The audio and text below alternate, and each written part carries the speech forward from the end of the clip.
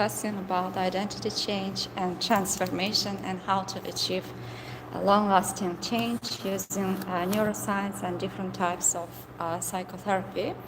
So first of all, there are certain factors that are influencing the change, and some of them include beliefs that a person holds about themselves and memories and feelings that they had.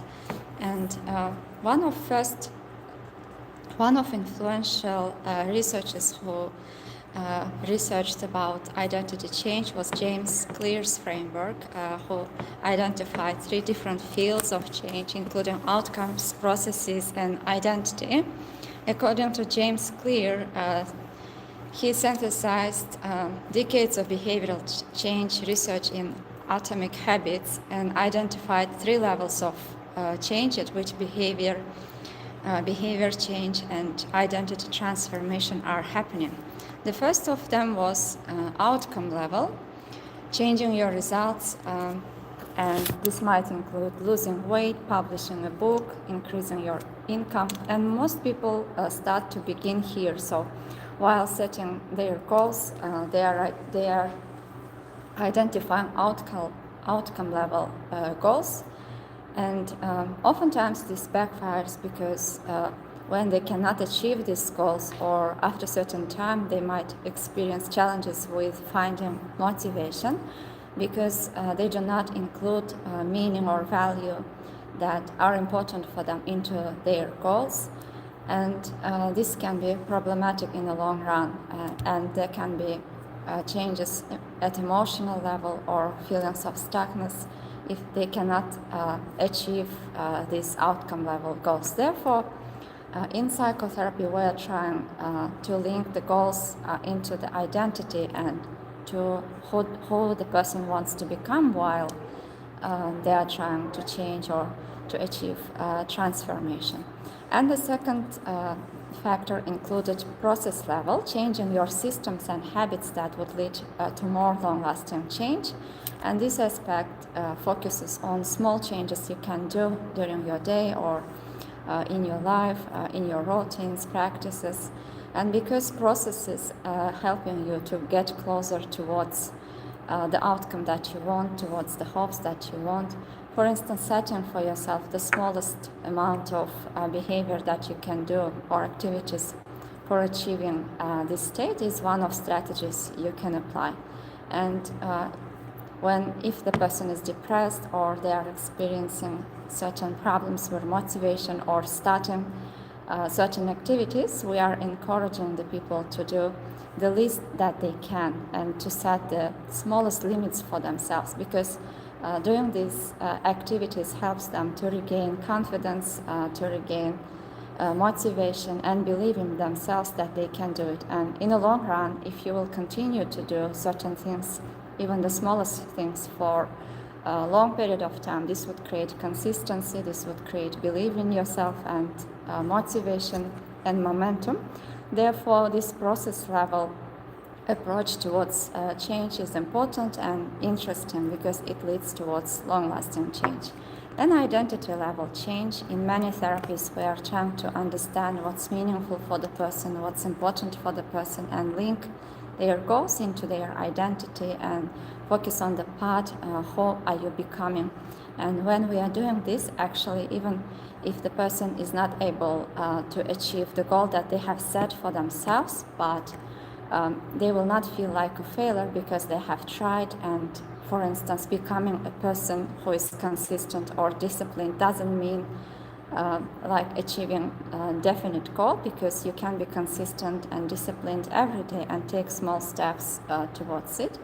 And here it's also important to notice thoughts the person has about themselves and changing relationship with these thoughts. Sometimes the thoughts people have, beliefs they have about the person might be linked to their history or towards other people's, this actually can be beliefs of other people about you that you have perceived as this is who you are, and they might be holding you back.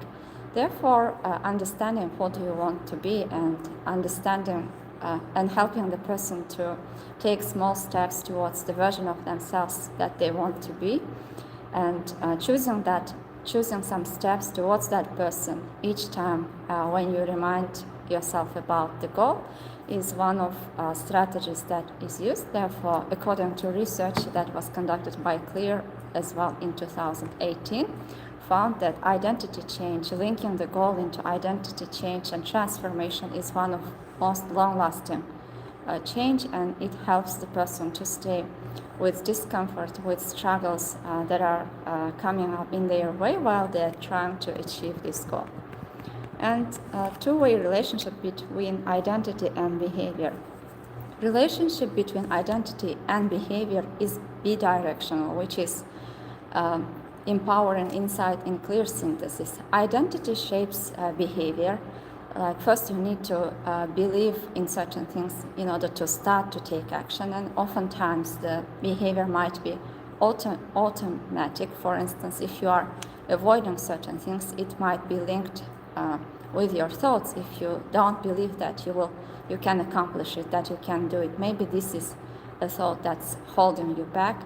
And each time you act in accordance with an identity, you cast a vote for that identity. You are getting closer to that identity. And a person who is a runner, for instance, each time they are trying to run, they are actually becoming closer towards the runner identity of themselves. And every small action in the direction of desired identity is actually simultaneously helping the person to believe more, and each time when you take action, you are creating more motivation, momentum for yourself to change. And if we consider acceptance commitment therapy, helping the person to understand what's important for them, what are their values, and taking small steps towards the person they want to be is the main philosophy of change, and it's also linked to identity. For instance, if they like to take care of other people, asking them what would be the first small sign that you are taking care, what steps you can take towards that identity, also helps them to encourage, to get motivated, and also to take action even in the presence of uncomfortable internal experiences, whether these are emotions, cognitions, experiences, and taking a step to notice with these self-limiting beliefs or thoughts and act despite uncomfortable feelings. For instance, we oftentimes wait to feel perfect, to feel happy, to feel motivated in order to take action. Acceptance commitment therapy helps us to realize that we can always take action even when we feel sad, when maybe we don't believe even in ourselves, or we feel upset. And this is a freeing and encouraging part of this therapy that helps the people to find out the points of stuckness and to take action even in the presence of uncomfortable feelings. And self-schemas, neural representation of identity. In cognitive approaches, also finding certain thoughts that are linked towards your identity, some self-limiting beliefs or stories that you tell to yourself that are keeping you stuck, and determining the stuckness points and creating freedom for yourself, noticing that these are just thoughts or biased perceptions, also lead to behavioral change. And for instance, when a person holds an identity, I'm someone who doesn't exercise, these same encounters are processed as irrelevant and encountered minimally. And we are encouraging the person to try to experiment with the thoughts that they hold. For instance, oftentimes they realize when they think that they are not capable or they lack resources, when they take steps, they realize that actually they can do it. And here this helps them to realize that not all the thoughts we have are real or useful, and we are learning to find new perspectives, new views of the situation or the thoughts that we have. And in solution-focused brief therapy, the role of introducing serendipity is important. That was identified by Professor Adam Freuer.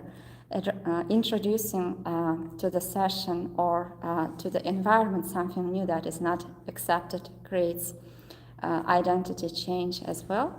For instance, asking such questions in solution-focused brief therapy sessions that clients do not expect, or they were not asked such questions before, also creates an environment where change is happening, because it helps, especially when we are talking about preferred future or history of the outcome, or when we are helping the person to realize about their resources or capabilities. This creates a warm environment, and it helps to change emotions of a person, which leads to change. And also, attention perspective is changing, the way they view themselves, the way they view their situation, and the way they think about capabilities, possibilities. And this is becoming one of the points of the change that creates, that makes change more likely. And according to narrative identity, noticing the stories that we tell ourselves and stepping back and noticing them from outside is another powerful strategy that can help to notice what's happening in your world and to understand what you really want. And for instance, behavior change that fits the current narrative is easy to maintain. And if you decide what kind of change you want for yourself, it will be easier for you to take steps towards that version of you. And language is another powerful factor that leads towards change.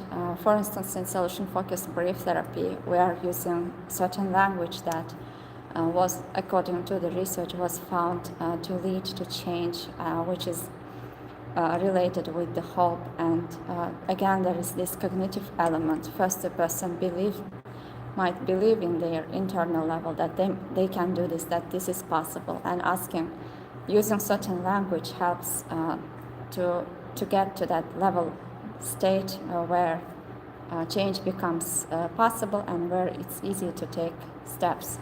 And in Houston University, Vanessa Patrick and Henrik Hangtvedt have conducted research on the language of self-refusal and its effects on behavior. So it's again about stories that we tell to ourselves, or our self-talk. And when we are able to be more compassionate or more positive towards ourselves, it's more likely for the change to happen. But if we are constantly criticizing or worrying about the outcomes, or we are angry with ourselves, change is less likely, and it's more difficult to approach towards the change.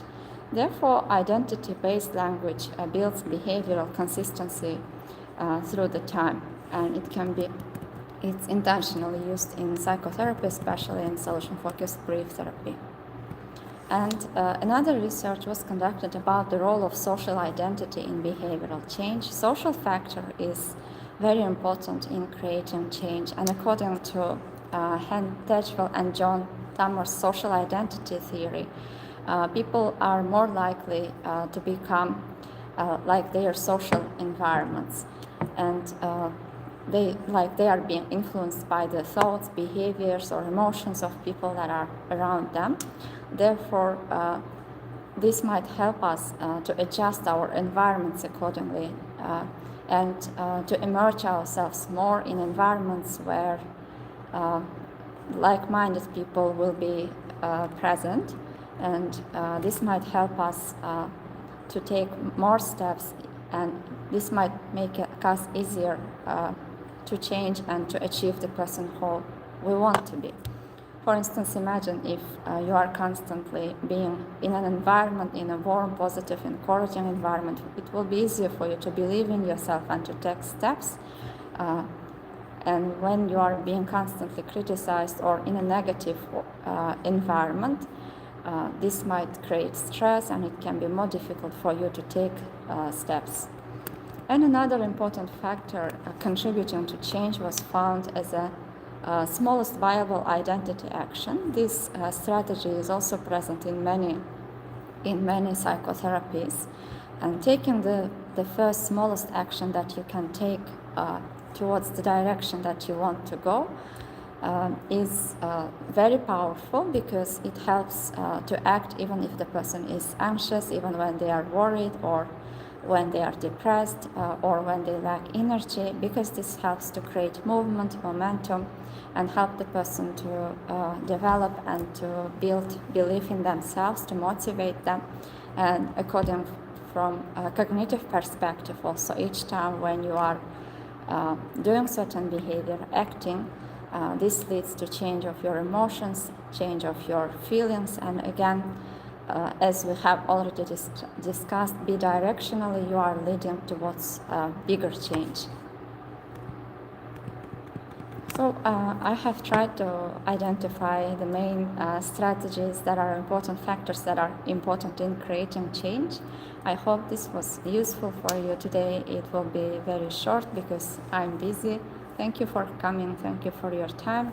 Take good care of yourself and see you in the next videos again.